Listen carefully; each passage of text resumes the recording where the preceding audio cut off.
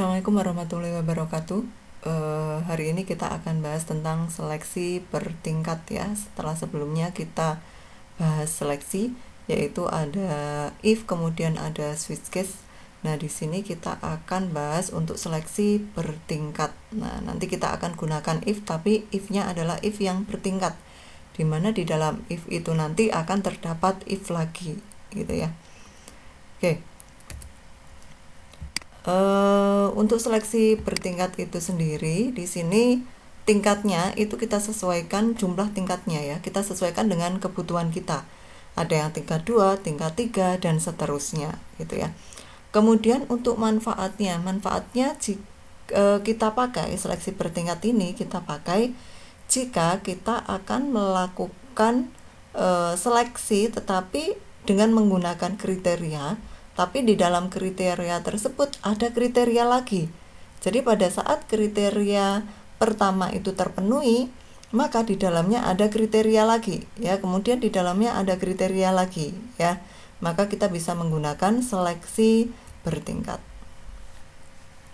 Nah, di sini dijelaskan bahwa seleksi bertingkat merupakan suatu bentuk pemilihan atau selection yang bertingkat yang sangat diperlukan dalam pemrograman. Bentuk seperti inilah yang dinamakan sebagai nested if ya. Kalau kita pakai if berarti nested if atau if bersarang.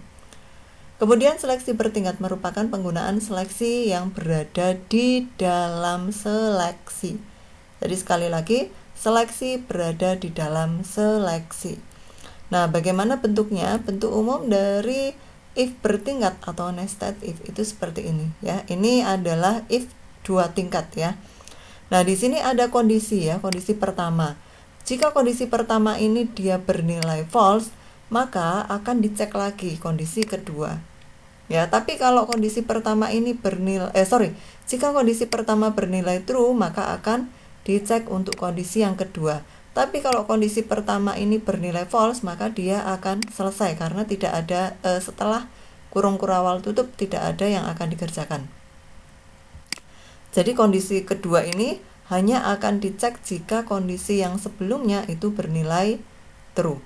Kemudian kalau kondisi 2 bernilai true akan dikerjakan statement 1. Tapi kalau bernilai false maka akan dikerjakan statement setelah else ini yaitu statement 2. Ya. Nah, seperti ini.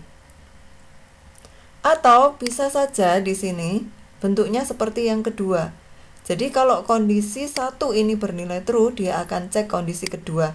Tapi kalau bernilai false, dia akan kerjakan statement ini. Karena ini ada else ya, untuk kondisi yang pertama.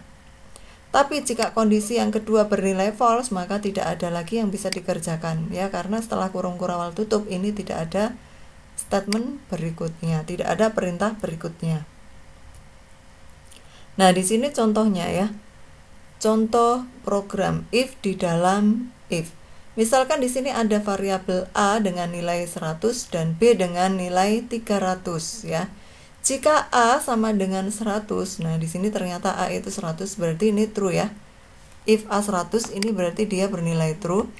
Jika true, maka akan dicek apakah B sama dengan 200 atau tidak. Nah, ternyata B di sini adalah 300. Berarti dia bernilai untuk B sama dengan 200 ini bernilai false. Kalau false apa yang dikerjakan? Ya. Kalau false apa yang dikerjakan? Nah, kalau false yang dikerjakan yaitu ini ya. Cout nilai angka karena setelah ini tidak ada yang bisa dikerjakan berarti dia berakhir di if yang pertama itu adalah ini setelah kurung kurawal tutup kemudian mengerjakan ini ya. Yaitu cout nilai A sama dengan di sini panggil A yaitu 100. Kemudian nilai B sama dengan panggil B yaitu 300 ya. Oke, kita lihat hasilnya. Nah, di sini A 100 kemudian B 300 ya. Kemudian kita ke contoh berikutnya ya. Contoh berikutnya di sini ada if yang berada di dalam if juga. Di sini ada variabel num. Masukkan nomor dari 1 sampai dengan 900 sampai 999.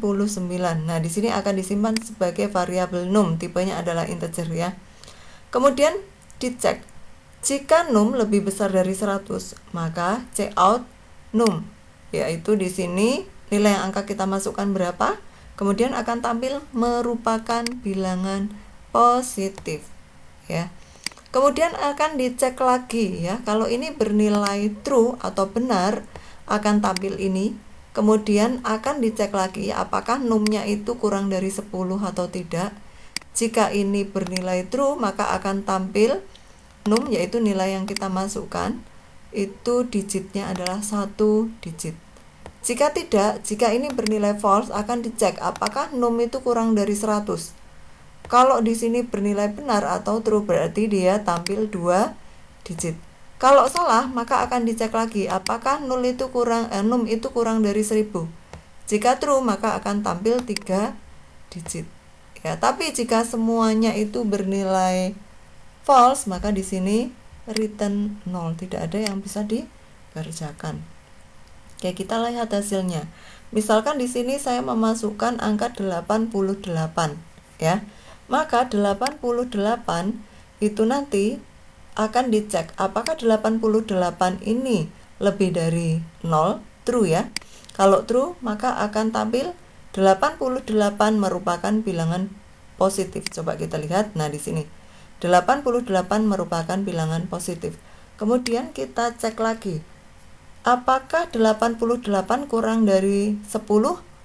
Tidak, ya, atau false. Berarti kita cek lagi di if berikutnya. Apakah 88 kurang dari 100? True, ya, berarti akan tampil num, yaitu 88 2 digit. Nah, di sini 88 2 digit. Kemudian kita ke contoh berikutnya, ya. Ke contoh berikutnya. Di sini ada variabel KW, kemudian ada A, kemudian ada B. Tipenya adalah integer, kemudian ada pil. Tipenya adalah karakter. Di mana A itu merupakan produk Denkau dan B merupakan produk bendera. Ya, di sini masukkan pilihan. Pilihannya itu apakah ini pil, ya, A atau B, ya. Karena di sini A kemudian B, berarti tipenya adalah karakter. Disimpan sebagai variabel pil, ya. Kemudian cout masukkan jenis KW, ya, KW1 atau KW2. Nah, di sini dimasukkan angkanya 1 atau 2 yang akan disimpan di dalam KW, variabel KW. Jika, nah di sini baru dicek. Jika pilihan yang kita masukkan pilnya adalah A, ya, karena di sini tipenya adalah karakter, maka kita tuliskan di antara petik tunggal, ya, petik tunggal, petik atas buka dan petik atas tutup. Jika pilnya adalah A, maka kita cek KW-nya. Apakah KW-nya 1? Kalau KW-nya di sini 1, maka di sini akan tampil KW 1 Denkau, harga 25.000. Tapi kalau nilainya yang kita masukkan adalah 2, berarti ini false, ya. Ini false. Maka dicek di sini KW sama dengan 2. Nah, di sini true, maka akan tampil KW 2 Denkau, harga 20.000. Tapi jika ternyata pil yang dimasukkan adalah B, maka akan dicek apakah KW-nya 1 atau 2. Jika KW-nya 1 di sini bernilai true atau benar, maka akan tampil KW 1 bendera, harga 25.000. Tapi jika di sini bernilai false atau salah, akan dicek KW2 apakah true or false. Jika true, maka akan tampil KW2 bendera, harga 25.000. Jika false, maka selesai, ya. Coba kita lihat. Nah, di sini produk A itu sama dengan Denkau, produk B sama dengan bendera. Masukkan pilihan. Nah, di sini saya masukkan pilihan adalah A. Kemudian saya masukkan jenis KW-nya adalah 1. Berarti nanti harganya adalah A1 25.000. Coba kita lihat. Nah, di sini KW 1 Denkau, harga 25.000. Kemudian contoh lain, ya. Contoh lain ini berkaitan dengan pendapatan jasa bonus dan total, ya. Tipenya adalah float, ya. Kemudian kita masukkan pendapatan hari ini Rp berapa. Nah, di sini dimasukkan berapa rupiah, disimpan sebagai pendapatan. Jika pendapatan itu lebih dari atau sama dengan 0 dan kurang dari atau sama dengan 300.000, maka jasanya adalah 10.000 dan bonusnya itu 0,1 kali pendapatannya berapa. Jika ternyata tidak termasuk dalam kriteria antara 0 sampai 300.000 untuk pendapatannya, maka dicek lagi apakah pendapatannya kurang dari 500.000. Kalau ternyata pendapatan kurang dari 500.000, maka jasanya 20.000, bonusnya 0,15 kali pendapatan. Tapi jika pendapatannya tidak kurang atau sama dengan 500.000, maka kemungkinan dicek ya if yang berikutnya, yaitu pendapatan kurang dari atau sama dengan 1 juta ya. Kalau pendapatannya kurang dari atau sama dengan 1 juta, maka jasanya yaitu 50.000. Kemudian bonusnya 0,2 kali pendapatan. Tapi jika tidak di antara 0 sampai 300 atau kurang dari atau sama dengan 500 atau kurang dari atau sama dengan 1 juta, maka di situ jasanya adalah 100.000 dan bonusnya adalah 0,3 dikalikan pendapatannya berapa. Kemudian total penghasilannya atau di sini total itu merupakan penambahan dari bonus plus jasa ya. Nah, di sini jasa penjualannya dipanggil jasanya itu berapa, kemudian bonusnya dipanggil bonus itu berapa, kemudian hasil totalnya yaitu bonus plus jasa. Nah, di sini dipanggil total. Oke, sekarang kita lihat. Misalkan saya masukkan pendapatan hari ini adalah 1 juta ya di sini ya. 1 juta. Nah, berarti dia tidak masuk ke kriteria yang pertama, dia tidak masuk ke kriteria yang kedua, tapi dia masuk ke kriteria yang ketiga. Kriteria yang ketiga berarti jasanya adalah 50.000 dan bonus 0,2 kali 1 juta. Berarti bonusnya adalah 200.000. Nah, di sini jasa 50.000 bonus 200.000. Jadi totalnya adalah 250.000 karena jasa plus bonus, jasa 50 bonus 200, jadi 250. Oke, kemudian penggunaan if untuk contoh berikutnya ya. Nah, di sini ada variabel A, B, dan C. Ketiganya bertipe integer ya. Nah, di situ pilihan 1 itu untuk laki-laki, pilihan 2 itu untuk perempuan. Kemudian masukkan pilihan 1 atau 2. Nah, pilihan tersebut akan disimpan sebagai variabel A. Kemudian jika A sama dengan 1 ya atau laki-laki berarti di sini ya, maka akan tampil masukkan usia. Nah, dimasukkan usianya akan disimpan sebagai variabel B. Nah, di sini di dalam if ada if lagi. Dicek jika B itu lebih dari 35, usia lebih dari 35, maka maaf Anda ditolak karena terlalu tua. Tapi jika B antara atau lebih besar dari 23 dan kurang dari 35, maka akan tampil selamat Anda diterima. Jika tidak, maka akan tampil maaf Anda ditolak dan masih muda. Berarti dia tidak memenuhi kriteria 1 ataupun kriteria 2. Berarti kemungkinan usianya di bawah 23. Jadi di sini ditolak karena terlalu muda. Tapi jika di sini kita tidak memilih 1 ya, berarti di sini yang kita pilih kemungkinan adalah 2 ya. Nah, di sini nanti akan tampil ya. Ini adalah else untuk if yang pertama, yaitu if ini.